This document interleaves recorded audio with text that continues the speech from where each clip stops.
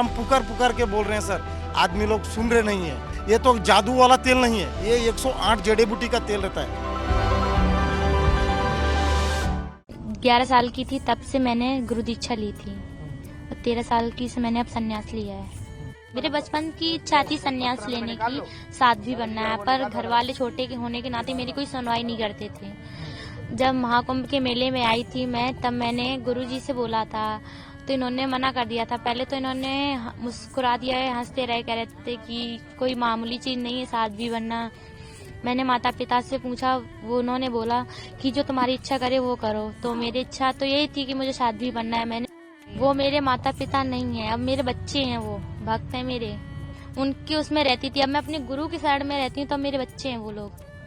आप भी बच्चे हो, आप सभी लोग मेरे बच्चे हो। महाकुंभ से एक आश्चर्यजनक वीडियो सामने आया है। यह वीडियो 13 वर्षीय राखी ठाकरे का है। इस बच्ची ने अपने परिवार को छोड़कर सन्यासिनी का जीवन अपनाने का निर्णय लिया है। अब इस बच्ची ने अपना नाम सन्यासिनी गौरी गिरी रख लिया है। उन्होंने खुद को आध्यात्मिक प्रथाओं के लिए समर्पित करते हुए अपने गुरु महंत कौशल गिरी महाराज के साथ रहना चुना है। मीडिया एजेंसी ANI से बात करते हुए गिरी ने बताया कि मेरी बचपन से इच्छा थी कि मैं संन्यास ले लूं और साधु बन जाऊं, लेकिन छोटी होने के कारण मेरे परिवार वालों ने मेरी बात नहीं सुनी। गौरी गिरी ने आगे बताया कि जब मैं महाकुंभ के मेले में आई तो गुरुजी को बताया तो उन्होंने मना कर दिया। पहले तो वो मुस्कुराए और हंसते रहे और कहा कि संत बनना आसान नहीं है। 13 साल की इस बच्ची का यह वीडियो आप स्क्रीन पर देख सकते हैं। आप आगरा की रहने वाली हैं। जी हाँ। आपकी उम्र महाराष्ट्र ने बताया कि 13 बरस है। जी हाँ। कई जगह 9 बरस भी चलाया जा रहा है। नहीं, मैंने 11 साल की थी तब से मैंने गुरु दीक्षा ली थी और 13 साल की से मैंने अब संन्यास लिया है। कैसे आप सन्यासी बनी? आप प्रयागराज आई महाकुंभ में घूमने, और यहाँ से आपको कैसे इस इच्छा जागृत हुई कि आपको सन्यास लेना है और महाराज जी के साथ एक सन्यासिनी के तौर पर आगे अपने जीवन को बढ़ाना है? ऐसे ही मन में आया, मेरे संन्यास लेने की इच्छा हुई थी। मेरे पहले मैं भक्ति में ज्यादा विलीन रहती थी, इसलिए मेरे मन में आया था कि मुझे संन्यास लेना है। मेरे बचपन की इच्छा थी संन्यास लेने की, साध्वी बनना है, पर घर वाले छोटे के होने के नाते मेरी कोई सुनवाई नहीं करते थे। जब महाकुंभ के मेले में आई थी मैं, तब मैंने गुरुजी से बोला था तो इन्होंने मना कर दिया था। पहले तो इन्होंने मुस्कुरा दिया है, हंसते रहे, कह रहे थे कि कोई मामूली चीज नहीं है साध्वी बनना, ये बहुत कठिनाई होती है, इनमें हर एक कोई नहीं बन सकता। इन्होंने फिर मैंने बहुत जिद की, इनसे रोना धोना किया, तब इन्होंने कहा अपने माता पिता से पूछो। मैंने माता पिता से पूछा, वो उन्होंने बोला कि जो तुम्हारी इच्छा करे वो करो। तो मेरी इच्छा तो यही थी कि मुझे साध्वी बनना है। मैंने गुरुजी से कहा तो कह रहे थे देखते हैं 1-2 दिन। इन्होंने मुझे, सब लोगों ने मतलब समझाया, सब जितने भी संत हैं सब लोगों ने समझाया कि अच्छी बात नहीं है, साध्वी नहीं बनना, पढ़ लिख कर नौकरी करो, ये वो। पर मेरे जो दिमाग में रील घूम रही थी वो साध्वी की ही घूम रही थी। मैंने कहा अब कुछ भी हो जाए, पर मैंने कहा मुझे साध्वी ही बनना है, इसलिए मैं साध्वी रूप में आ गई। कहाँ तक आप पढ़ी? मैं 9th तक पढ़ी हूँ, अभी मैं आगे तक पढ़ूंगी। आपकी इच्छा है कि आप सन्यासिनी बनने के बाद भी अपना अध्ययन पूर्ण रूप से ऐसे ही चलाएंगी? जी हाँ।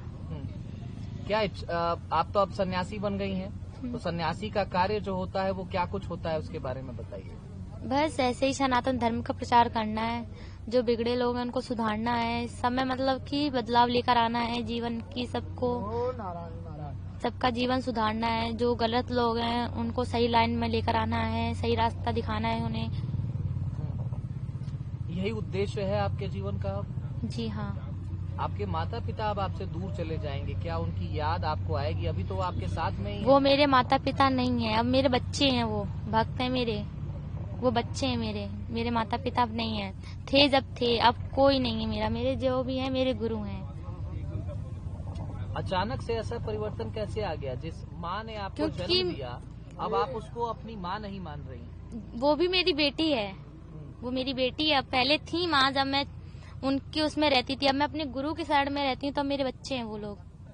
आप भी बच्चे हो, आप सभी लोग मेरे बच्चे हो। अब मैं आपकी गुरु हो गई ना, क्योंकि अब मैं संत में आ गई। पहले थी जब मैं बच्ची थी, अपनी मम्मी की उससे रहती थी, अब मैं अपने गुरु की शरण में हूँ, तो मैं साध्वी बन गई। तो आप सभी लोग मेरे भक्त और बच्चे हैं। अब आप अपनी माँ को अपना भक्त बता रही हैं। जी हाँ। उन्होंने तमाम तपस्या की होगी, तमाम चीजें की होंगी आपको इतना बड़ा करने में, 13 वर्ष का करने में। पर मुझे कोई और दुख नहीं है। ऐसा बच्चों को बड़ा इसलिए माँ बाप करते हैं ताकि वो जब बूढ़े हो जाएं तो वो माँ बाप के लिए कुछ करें। तो आपको ऐसा कुछ लगता है कि अब आप सन्यासी के जीवन में आ गई हैं, अब आप इन सभी चीजों से विरक्ति ले लेंगी, आपके माता पिता का क्या होगा? अब वो खुद जाने, उनकी इच्छा, वो खुद जाने उनका क्या होगा, उससे मेरा क्या मतलब। पहले थी, जब मैं उनकी थी तब मैं उनको देखती, मुझे दुख होता कि मेरे माता पिता कैसे हैं। अब मुझे क्यों दुख होगा?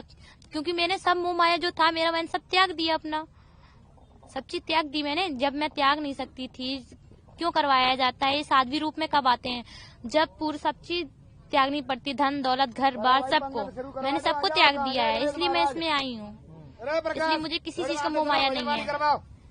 क्या आपके ऊपर कोई दबाव भी था सन्यासी बनने का? किसी तमाम लोग ये भी कहेंगे कि किसी दबाव में आप सन्यासी नहीं बनी है, क्योंकि 13 वर्ष में इतनी क्षमता, बौद्धिक क्षमता विकसित नहीं होती है कि इंसान ये तय कर पाए कि मुझे करना क्या है। अच्छा, कोई दबाव की तो कुछ चीज नहीं थी। कितनी मैं छोटी हूँ, मेरे गुरु ने तो मुझसे भी छोटे से घर त्यागा था, 3 साल के थे। इतनी नाबालिग में कहाँ बुद्धि आएगी? मैं तो उनसे थोड़ा सा बड़ी तो थी, तभी तो त्यागा है। वो तो 3 साल के थे, तभी से त्यागा उन्होंने। तो उनमें तो बहुत ज्यादा नाबालिग बुद्धि थी। मैंने अपनी मर्जी से त्यागा है सब चीज मैंने अपनी मर्जी से की है, और किसी का कोई दबाव नहीं, मेरे पास कुछ भी नहीं है। मेरे मन में था कि मेरे बचपन से ही बोलती थी कि मुझे घर से निकाल दो, मुझे अनाथ आश्रम में रहना है। तो तब मैं छोटी थी तो कोई सुनवाई नहीं करता था, पर मेरे अंदर दिमाग तो था इतना कि मैंने कहा अगर आप नहीं निकालोगे तो मैं खुद जा सकती हूँ कहीं अनाथ आश्रम में, देख लूंगी तो मैं वहाँ रहूंगी, पर मैंने कि मुझे घर में नहीं रहना है, ऐसे मैंने बोला। पर कोई ध्यान नहीं देता था मेरी बातों पे, खास करके मम्मी बस थोड़ा सा भावुक हो जाती थी, रो जाती थी। पर अभी भी वो थोड़ा रो जाती, पर मेरे अंदर कोई वो नहीं रहता कि आप क्यों रो रही होंगी, अपने लिए रो रही होंगी, मेरे से क्या मतलब। अब आपकी दिनचर्या क्या रहती है? आप जब नॉर्मल जीवन में थी, नॉर्मल लाइफ में थी, तो पढ़ाई लिखाई करती होंगी, नहाती धोती होंगी, माता पिता के साथ रहती होंगी, कुंभ में घूमने आ गई आप, ये आपका नॉर्मल जीवन था। आपका सन्यासी का जीवन कैसा है? क्या कुछ करती हैं आप? सन्यास के जीवन में मैं रुद्राक्ष की माला रखती हूँ अपने पास, उसका 24 घंटे जाप करना पड़ता है मुझे। मैं उसका जाप करती रहती हूँ गुरुजी के साथ। अपने गुरुजी हवन करते हैं, सुबह जल्दी नहाना पड़ता है, 5 बजे नहा लेते हैं। वहाँ से नहा के आके ये पूजा करते हैं, मैं अपनी माला जपती हूँ। आके फिर थोड़ा सा बाल भोग की तैयारी होने लगती है, बाल भोग का समय आ जाता है, बाल भोग करके फिर थोड़ा सा गुरुजी से बातें ज्ञान लेकर, फिर जो गीता भागवत होती है उसको चीजों को देखकर पढ़कर थोड़ा सा फिर माला जपने का समय कर लेती हूँ अपना, माला जपने लगती हूँ। माला के बाद फिर भोजन का समय होता है, भोजन करने के बाद थोड़ा सा और रेस्ट लेने की वो होता है, रेस्ट ले लेते हैं। तो फिर उतना ही टाइम आ जाता है, 5-6 बज जाते हैं। 4 बजे हम लोग फिर स्नान करने जाते हैं गंगा जी में, गंगा जी नहा कर आते हैं, नहा के फिर ये पूजा करते हैं, फिर मैं अपनी पूजा में लगती हूँ। उस पुराने जीवन को कभी याद करती हैं? ऐसा लगता है कि गलती कर दी या फिर कुछ छूट गया मुझसे? और ये लगता है बहुत अच्छा काम किया मैंने संन्यास लेकर। वो जीवन अच्छा नहीं था, उसमें शांति नहीं थी, इसमें शांति मिलती है। दुनिया में कहीं शांति देखी है? अभी तक नहीं देखी ना, दुनिया में कभी शांति मिलेगी नहीं। जो संत में रहने में मिलती है वो दुनिया में कभी नहीं मिल सकती है। इसलिए मैं अपना जीवन इसी को अच्छा मानती हूँ।